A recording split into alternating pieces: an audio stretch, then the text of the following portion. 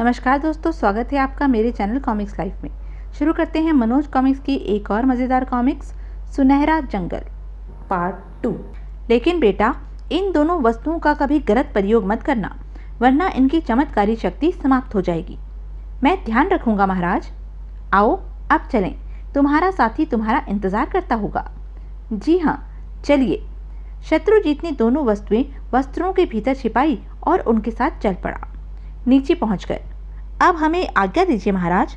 हमारा आशीर्वाद तुम्हारे साथ है बेटा, लेकिन यह तो तुमने बताया ही नहीं कि तुम दोनों हो कौन और कहां से आ रहे हो। उत्तर में शत्रुजीत ने अपने और विक्रम के बारे में बताते हुए उन्हें सुनहरे जंगल में जाने के संबंध में सारी कहानी कह सुनाई। सब कुछ सुनने के पश्चात एक साधु बोला, बेटा, उस जंगल के बारे में हमने भी बहुत कुछ सुना है। वहां तुम लोगों का जाना उचित तो नहीं, लेकिन फिर भी जाना चाहते हो तो जाओ। विपत्ति के समय हमारी दी हुई वस्तुएं तुम्हारी मदद करेंगी। फिर साधुओं से विदा लेकर दोनों राजकुमार अपनी मंजिल की ओर बढ़ चले। अब दाईं ओर उत्तर की ओर मुड़ना है। ठीक है। जब चलते चलते सांझ हो गई। अब मुझसे तो भूख प्यास और सह नहीं जाती। हमारे घोड़े भी बुरी तरह थक चुके हैं। ठीक है, पड़ाव यहीं कहीं सुरक्षित स्थान पर डाल देते हैं। भोर होने पर फिर आगे बढ़ेंगे। हाँ, यही ठीक रहेगा। कुछ आगे बढ़ने पर उन्हें एक तालाब दिखाई दिया, जिसके चारों ओर फलदार वृक्ष थे। मेरे विचार से रात गुजारने के लिए यह स्थान काफी उपयुक्त रहेगा। हाँ, यहाँ पीने के लिए पानी और खाने के लिए फल भी हैं। पहले दोनों ने वृक्षों से फल तोड़कर भर पेट खाए, फिर तालाब का ठंडा पानी पिया। रात गुजारने के लिए वास्तव में बहुत बढ़िया स्थान मिला है। इतना मीठा पानी तो आज तक नहीं पिया। फिर एक वृक्ष से अपने घोड़ों को बांध वे वहीं गहरी नींद सो गए। लगभग आधी रात के समय जब शत्रुजीत और विक्रम गहरी नींद सोए हुए थे, जब वे दोनों राजकुमारों के निकट पहुंचे तो पास ही बंधे अपने घोड़े सहसा बड़ी जोर से हिनहना उठे। तुरंत दोनों जाग गए। अरे, ये कौन है? ओह, खतरा! परंतु इससे पहले कि दोनों राजकुमार उन जंगलियों से मुकाबला करने के लिए उठ पाते, उन लंबे कद के सायों ने उन्हें पूरी तरह दबोच लिया। शाबाश, उठा लो इनकी तलवारें। कौन हो तुम लोग? क्या चाहते हो? हम डमडम राज्य के सैनिक हैं और यह हमारे देश की सीमा है। तुम लोगों ने अनाधिकृत रूप से हमारे देश में घुसकर हमारे कानून का उल्लंघन किया है। ओह, दोनों राजकुमारों को सारा माजरा समझते देर नहीं लगी। लेकिन हमने तुम्हारे देश के कानून का उल्लंघन जानबूझकर नहीं किया।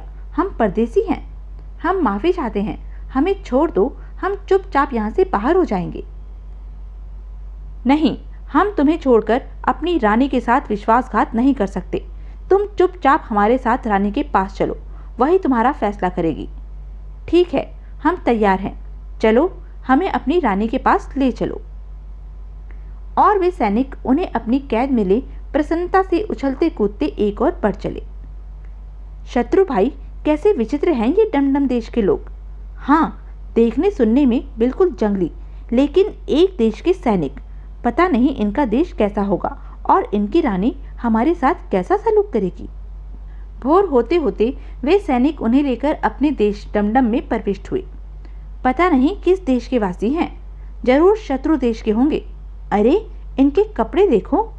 वहां के स्त्री पुरुष और बच्चे उन्हें देख आश्चर्यचकित हो उठे थे। वहां के वासी सभी मोटे तगड़े किंतु अत्यंत ही लंबे कद के बांस सरीखे थे।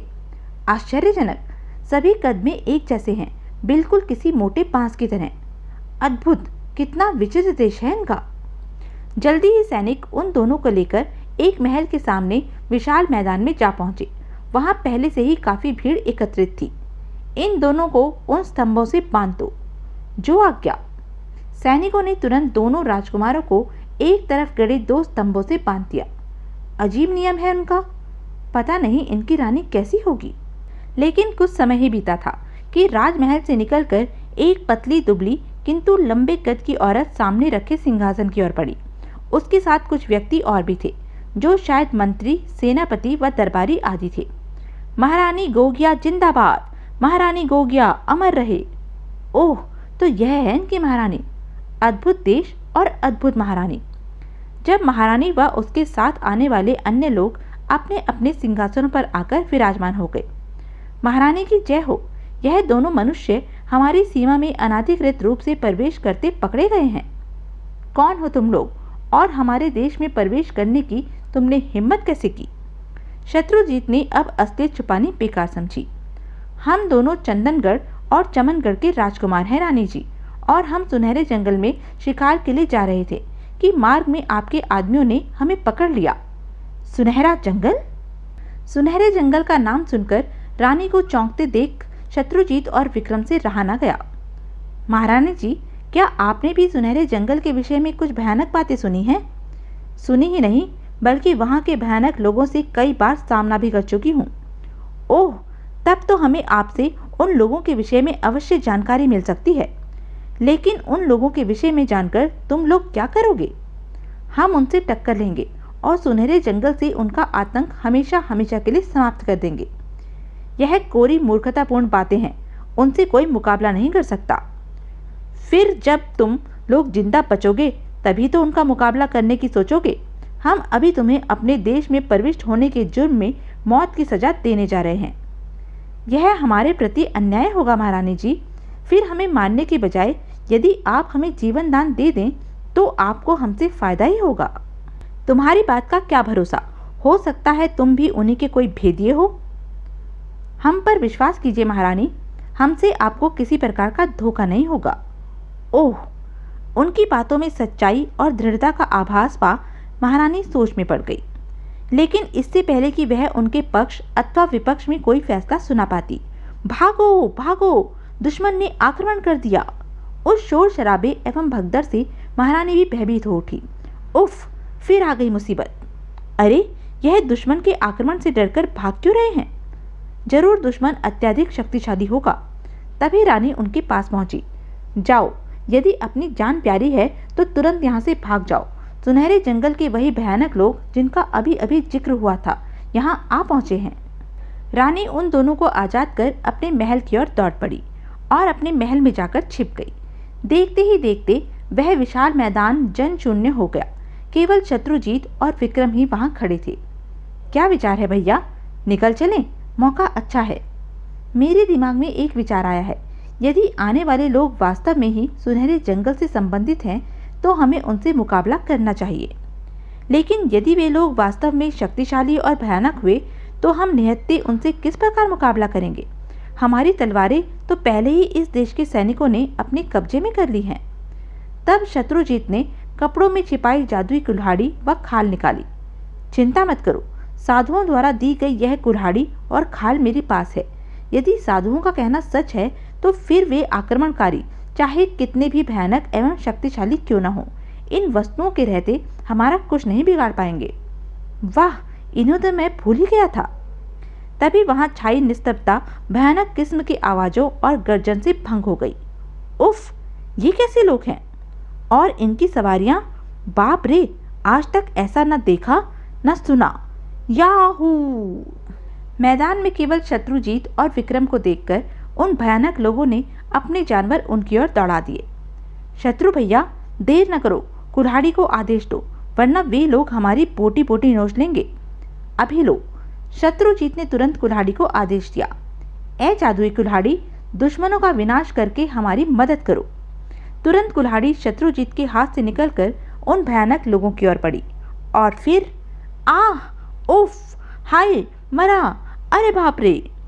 जल्दी ही वहां लाशें ही लाशें दिखाई देने लगी और बचे खुचे दुश्मन भयभीत हो भाग खड़े हुए। दुश्मनों के भागते ही डमडम देश के लोग अपने अपने घरों से निकलकर शत्रुजीत और विक्रम की ओर दौड़ पड़े और उनके पास पहुंचकर खुशी से नाचने लगे। महारानी भी शत्रुजीत और विक्रम के निकट पहुंची। ए अजनबी युवकों, वास्तव में तुम दोनों बधाई के पात्र हो, साथ में तुम्हारी जादुई कुल्हाड़ी भी। इस पहली विजय के उपलक्ष्य में हम तुम्हारी और मित्रता का हाथ बढ़ाते हैं। धन्यवाद रानी जी। फिर महारानी उन्हें लेकर अपने महल में पहुंची। मैं चाहती हूँ कि कुछ दिन आप लोग हमारी मेहमानी कबूल करें तथा हमारी मदद करें, क्योंकि हो सकता है वे भयानक लोग लौटकर फिर आक्रमण करें। हमारे विचार से वे अब इतनी जल्दी पुनः आक्रमण करने की हिम्मत नहीं करेंगे। वैसे हम चाहते हैं कि हम उनसे उन्हीं के इलाके में मुकाबला करें और उन्हें सबक सिखाएं। क्या आप हमें उस सुनहरे जंगल के बारे में कुछ जानकारी दे सकती हैं? अवश्य। वे सब राजा गोलुक के सैनिक थे और जादूगर गोलुक सुनहरे जंगल के दूसरी ओर खौफनाक महल में रहता है, लेकिन उससे मुकाबला करना अति कठिन है। जब तक हमारे पास जादुई कुल्हाड़ी है, हमारे लिए कोई काम मुश्किल नहीं है। वह तो ठीक है, लेकिन उसकी जादुई शक्ति बहुत ज़्यादा है। यही नहीं, बल्कि उसके पास तरह तरह की विशाल सेनाएं भी हैं। आप चिंता न करें। हाँ, यह और बताइए कि वह आपके देश पर किस लिए आक्रमण करता है? उसे अपने नरभक्षी सैनिकों और जानवरों के लिए इंसानों की आवश्यकता पड़ती है, इसलिए वह आसपास के देशों पर जरूरत पड़ने पर आक्रमण कर इंसानों को जबरदस्ती उठवा लेता है। फिर जादूगर गोलुक स्वयं भी एक नरभक्षी इंसान है। उसे इंसानों का मांस व रक्त बहुत प्रिय है। ओह, तो यह बात है। सारी जानकारी हासिल करने के पश्चात दोनों राजकुमारों ने महारानी से विदा ली और सुनहरे जंगल की ओर चल पड़े। महारानी ने उनकी तलवारें भी उन्हें लौटा दी थी। इधर जंगल पार खौफनाक महल था, जिसमें जादूगर गोलुक रहता था। जादूगर गोलुक को उसके आदमियों ने लौटकर डमडम देश में जो उनके साथ बीती थी सारी आप बीती कह सुनाई। और स्वामी, हमारी फौज उन दोनों नौजवानों की उस जादुई कुल्हाड़ी का मुकाबला न कर सकी और हमें प्राण बचाकर मजबूरन भागना पड़ा। इस युद्ध में हमारे बहुत से सैनिक मारे गए। ओह, उनकी यह हिम्मत! कौन थे वे दोनों? कुछ पता चला? पता चला है कि वे दोनों चंदनगढ़ और चमनगढ़ के राजकुमार हैं और वे सुनहरे जंगल का रहस्य जानने के लिए ही यहाँ आ रहे हैं। और स्वामी, हमें यह भी मालूम हुआ है कि उन दोनों राजकुमारों को जंगल के भीतर प्रविष्ट न होने देने के लिए ही उनके पिताओं ने जंगल के चारों ओर नाकेबंदी करा दी है। तो उन सैनिकों के जंगल के बाहर मौजूद होने का यह कारण है। हाँ स्वामी, हमारे विचार से उनका यहाँ न आना ही हमारे लिए लाभदायक होगा। खामोश मूर्ख! हम उन दोनों राजकुमारों को उनकी गुस्ताखी का सबक सिखाना चाहते हैं और इसके लिए जरूरी है कि वे जंगल में प्रविष्ट हों। लेकिन स्वामी, जंगल के चारों ओर फैले सैनिकों की वजह से वे दोनों किसी भी तरह से जंगल में प्रविष्ट नहीं हो सकते। जरूर होंगे। तुम्हें उन सैनिकों को वहां से हटाना होगा। जाओ, इसी समय जाकर तुरंत उन पर आक्रमण करो और अपनी सेना व जानवरों के लिए जितने भोजन का प्रबंध हो सके करो। जो आज्ञा स्वामी। ध्यान रहे, एक भी सैनिक अब जंगल के आसपास नहीं होना चाहिए। ऐसा ही होगा स्वामी। उधर जंगल के बाहर। हुजूर, आज पूरे 2 दिन हो गए, लेकिन राजकुमारों का तो कुछ भी पता नहीं चला। कहीं ऐसा तो नहीं वे वास्तव में कहीं और चले गए हों? अभी विश्वास के साथ कुछ नहीं कहा जा सकता। हमें कुछ दिन और यहाँ की निगरानी रखनी होगी। हो सकता है राजकुमारों को यहाँ पर हमारी मौजूदगी का पता चल गया हो और इसलिए वे यहाँ न आकर हमारे यहाँ से हटने का इंतजार कर रहे हों। हाँ हुजूर, हो सकता है। तभी, हुजूर, वह देखिए। उफ! अरे बाप रे! वे लोग शायद हम पर आक्रमण करने के लिए आ रहे हैं। तैयार हो जाओ। खतरे का बिगुल भी बजा दो। जो आज्ञा। क्या जादूगर गोलुक अपने उद्देश्य में सफल हो सका? सुनहरे जंगल का क्या रहस्य था? क्या राजकुमार शत्रुजीत और विक्रम सुनहरे जंगल में पहुंच सके? जादूगर गोलुक के खौफनाक महल की क्या विशेषता थी और उसके चारों ओर से आग की लपटें क्यों निकलती थी? डमडम देश की रानी का क्या हुआ? यह सब हम जानेंगे अपने अगले वीडियो खौफनाक महल में। तब तक के लिए बने रहें मेरे साथ और हाँ, मेरे चैनल को लाइक, शेयर और सब्सक्राइब करना ना भूलें। धन्यवाद।